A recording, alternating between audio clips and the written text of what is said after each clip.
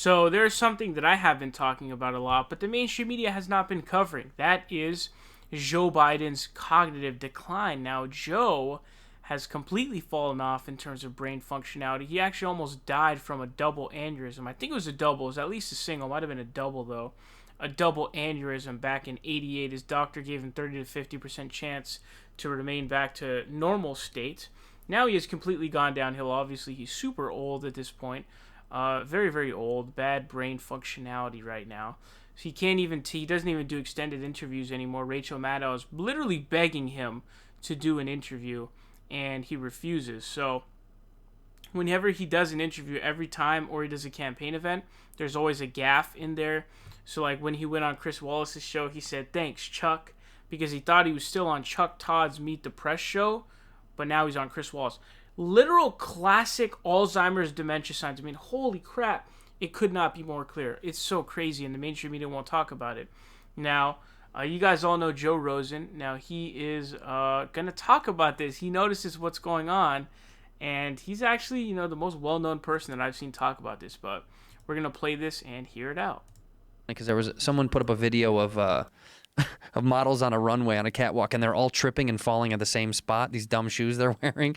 And I was like, this is Biden's brain cells. It's like they think they're on the right path until they get to the spot, and then they just can't fucking... Did you see the thing that he was talking about, God creating women?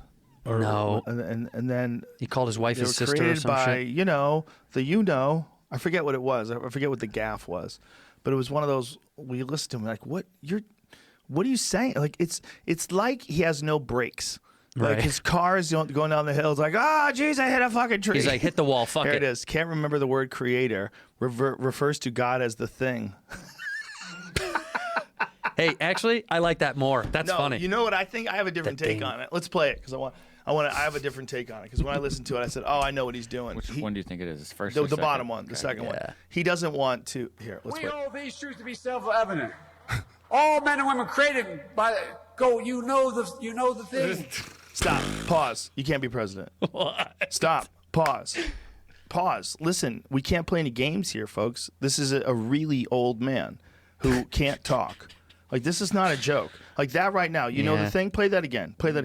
This should get you into a mental hospital. Right. They should be like, hey, Joe, are you all right? We hold these truths to be self-evident.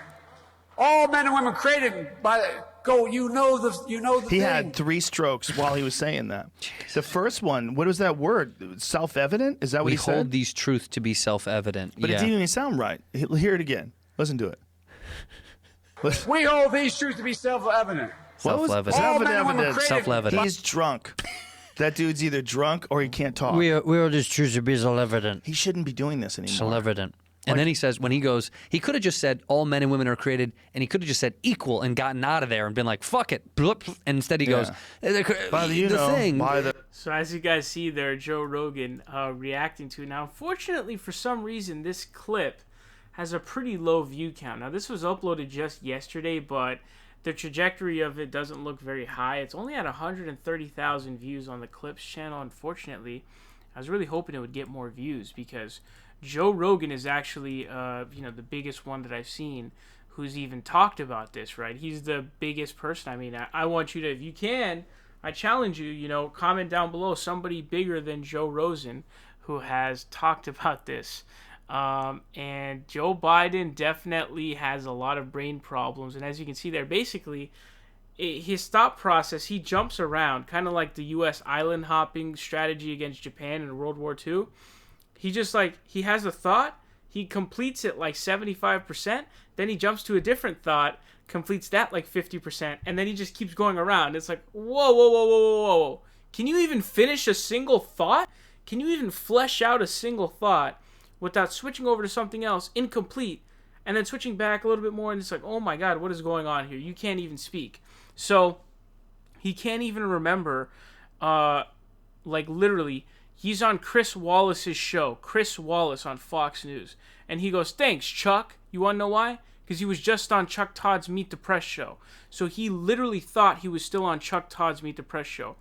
Classic Alzheimer's dementia type of shit. I watched this Marty Schottenheimer documentary piece. It was a very short piece of it that I saw where he couldn't remember. He he's talking about where he is. He says he's in a state that he was in 3 years ago.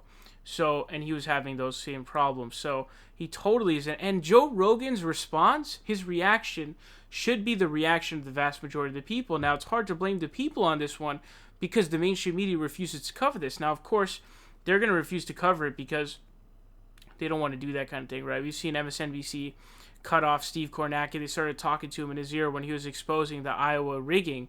They were like, hey, he's like, what was that? Because they're telling him, like, yo, shut up, motherfucker.